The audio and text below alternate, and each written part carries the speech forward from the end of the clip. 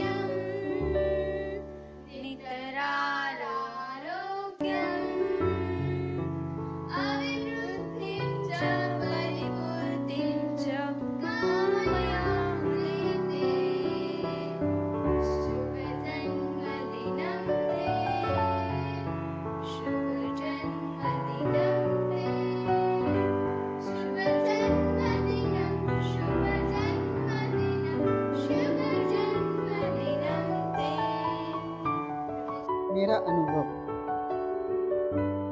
मेरा स्वास्थ्य ठीक हो गया। ओम श्री शांतिनाथाय नमः। परम पूज्य प्रज्ञा योगी दिगंबर जैनाचार्य श्री गुप्तीनंदी जी गुरुदेव और सत्संग श्री चरणों में बारंबार नमोस्तु नमोस्तु नमोस्तु वंदामि वंदामि वंदामि इच्छामि इच्छामि इच्छामि। सर्वप्रथम 2012 में मुझे रोहतक में वात्सल्य करुणा प्रेम की प्रतिमूर्ति प्रज्ञा योगी आचार्य श्री गुप्तीनंदी जी गुरुदेव के दर्शन का सौभाग्य प्राप्त हुआ। इसे मैं अपने जीवन की सबसे बड़ी उपलब्धि मानती हूँ, क्योंकि मैं तो अपनी नौकरी और गृहस्थी में ही व्यस्त रहती थी। जब गुरुदेव का चातुर्मास रोहतक में हुआ तो मैं गुरुदेव के दर्शन करने नहीं जाती थी। कुछ दिन बाद एक दिन मैं गुरुदेव का प्रवचन सुनने गई तो गुरुदेव ने महिलाओं को संबोधित करते हुए कहा कि महिलाएं गृहस्थी में ही उलझी रहती हैं, यहाँ आओ, भगवान का अभिषेक करो, विधान करो, प्रवचन सुनो, मुनियों को आहार दो, अपना जीवन संवारो। तब मैंने विचार किया, हाँ मैं तो 24 सालों से गृहस्थी में ही उलझी हुई हूँ। जब से विवाह हुआ है रोज वही दिनचर्या, सुबह घर का काम, नौकरी, रात को आकर वही घर का काम। तब मैं सोचती थी रात 4 बजे उठकर अभिषेक करने जाऊंगी तो विद्यालय में जाकर तो और नींद आएगी, स्वास्थ्य खराब हो जाएगा। मेरे पतिदेव भी कहते कि सुबह सुबह उठकर जाओगी तो और तबीयत खराब हो जाएगी। यह बता दूं, मेरा स्वास्थ्य बहुत ही खराब रहता था। परंतु एक दिन मैं भगवान का अभिषेक करने गई, मुझे बहुत अच्छा लगा। स्वास्थ्य भी पहले से बहुत अच्छा हो गया, मुझे काफी स्फूर्ति लगी। विद्यालय जाकर भी तरोताजा रहती। अब तो मेरा प्रतिदिन जाने का मन करने लगा। मैंने मुनियों को आहार भी दिया, जबकि पहले कभी नहीं दिया था। फिर तो मैंने श्री नवग्रह शांति विधान, श्री गणधर्म विधान और भी कई विधान किए। जैसे जैसे मैं गुरुदेव के दर्शन करने जाती, मेरा स्वास्थ्य सही होता गया। गुरुदेव ने मेरी आत्मा में सोई हुई धर्म प्रतिभा को जागृत किया। इस मोड़ को मैं तहे दिल से स्वीकार करती हूँ। बस गुरुदेव से अब यही प्रार्थना है कि मेरी धर्म प्रतिभा को उन्नत करते रहें, जाने अनजाने में हुई मेरी गलतियों को क्षमा करते रहें। अपना अनुभव लिखने में मेरे से कोई गलत लिख दिया हो या कुछ भूल या त्रुटि हो गई हो तो मैं करबद्ध क्षमा प्रार्थी हूँ। अंत में यही कामना करती हूँ, आचार्य श्री गुप्तीनंदी जी गुरुदेव के आशीर्वाद से सबके जीवन में प्रकाश ही प्रकाश हो। बोलो भगवान श्री शांतिनाथ भगवान जी की जय जय जय। बोलो आचार्य श्री गुप्तीनंदी जी गुरुदेव की जय जय जय। बोलो आचार्य श्री गुप्तीनंदी जी गुरुदेव संघ की जय जय जय। नमोस्तु गुरुदेव, मैं निमिता जैन रोहतक से। मेरे गुरुवर, मेरे प्रभुवर वात्सल्य के धाम है, ऐसे श्री गुरुवर के चरणों में मेरा शत शत प्रणाम है।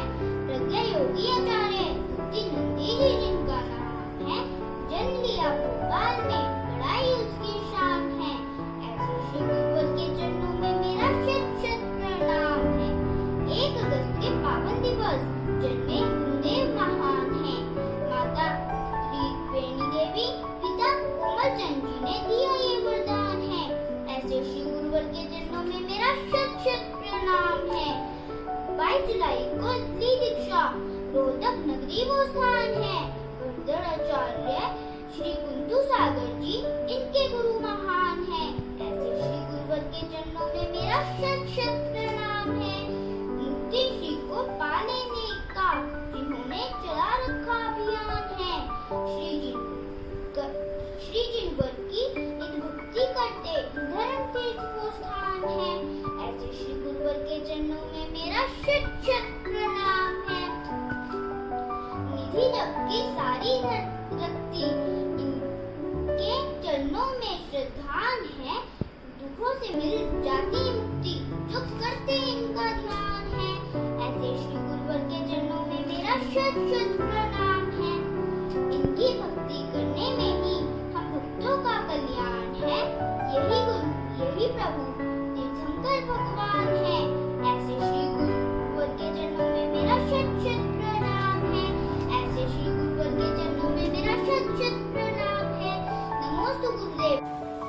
गुरुदेव, आपके चरणों में सत सत सत नमन। क्या कहूँ, कितना कहूँ, कैसे कहूँ, मगर यादों के पुराने पन्ने मैं पलटने लगूं तो मुझे याद आता है तिलक नगर में आपसे पहली बार मिलना। मुझे याद आता है राजश्री माता जी का लाड़। मुझे याद आता है क्षमा श्री माता जी ने, मैं जब भी माँ करके बुलाता था तो कहती थी सुभाष आया है। गुरुदेव में कैसे भूल जाऊं कि एक छोटी सी लड़की जो वहां चहलकदमी करती रहती थी, सबके आसपास घूमती रहती थी, आज वो आस्था श्री माता जी। गुरुदेव में कैसे भूल जाऊं कि जब आचार्य पद के लिए हमें आपने आदेश दिया था अपने गुरुदेव के पास जाकर इजाजत लेने के लिए, और जब हम लेटर लेकर गए आपने एक श्रीफल दिया था, वो हमने गाड़ी के डैशबोर्ड पर रखा था। रास्ते में सुबह सुबह का समय वो नारियल तड़क जाता है, हमें समझ में नहीं आया। नमस्कार, सादर प्रणाम, जय जिनेन्द्र। मैं कमल गंगवाल इंदौर से। आज परम सौभाग्य का दिन है कि हमारे प्रिय आचार्य श्री गुप्तीनंदी जी का पावन जन्मोत्सव दिवस है। वो घड़ी धन्य हुई जिस दिन इस पुण्यात्मा ने जन्म लिया। धन्य हुए वे पूज्य माता पिता जिनके यहाँ आप पधारे। आज हम भी बड़े भाग्यशाली हैं कि इस अवसर पर हमें सम्मिलित होने का मौका मिला है। सहज सरल मोहक मुस्कान वाले आचार्य गुप्तीनंदी जी से जो भी मिलता है, उनका भक्त होकर उनके चुंबकीय व्यक्तित्व की छाप अपने हृदय पटल पर हमेशा के लिए अंकित पाता है। आज इस सुनहरे पल पर महाराज साहब के लिए बधाई देना हमारे बस में नहीं है, या यूँ कहें कि हम उन्हें बधाई देने के लिए बहुत छोटा अपने आप को महसूस करते हैं। वे सभी का ख्याल अपने से ज़्यादा रखते हैं और इस बात का प्रमाण मैंने स्वयं भी देखा और महसूस किया है। राजश्री माता जी का स्वास्थ्य जब बहुत ज़्यादा खराब हुआ तब सोनगीर से इंदौर की यात्रा उन्होंने अत्यंत अल्प समय में और बहुत तेज़ी के साथ पूर्ण की और पूज्य माता जी को इंदौर लाए और यहाँ पर उनके इलाज की समुचित व्यवस्था पूरी होने के पश्चात ही उन्होंने यहाँ से आगे की ओर प्रस्थान किया। जब भी उनसे मिलना हुआ, देवलगांव राजा, नागपुर, नासिक, दिल्ली, कहीं भी जब भी उनसे भेंट हुई, वे अत्यंत सरल भाव से मिले और आशीर्वाद के साथ साथ मेरी सारी शंकाओं का समाधान भी उन्होंने बड़े सरल हृदय से और मानसिकता से किया। आज इस शुभ अवसर पर मेरी जिनेन्द्र प्रभु से ये प्रार्थना है कि आचार्य श्री का एक बड़ा स्वप्न धर्म तीर्थ के निर्माण का जो उन्होंने देख रखा है, उसकी अतिशीघ्र पूर्णता हो, ये मैं प्रभु से निवेदन करता हूँ। साथ ही ये भी निवेदन करता हूँ कि वे स्वस्थ रहें, दीर्घायु हों और उनका आशीर्वाद हम पर सदैव बना रहे। एक बार फिर उनके सफल, सुखी और सार्थक जीवन की कामना करते हुए रत्नत्रय की आराधना का क्षितिज पर पहुँचे। इन्हीं भावनाओं के साथ एक बार फिर से नमोस्तु गुरुदेव, नमोस्तु नमोस्तु नमोस्तु। पुनः आपकी सेवा में कमल गंगवाल, इंदौर। जय हिंद।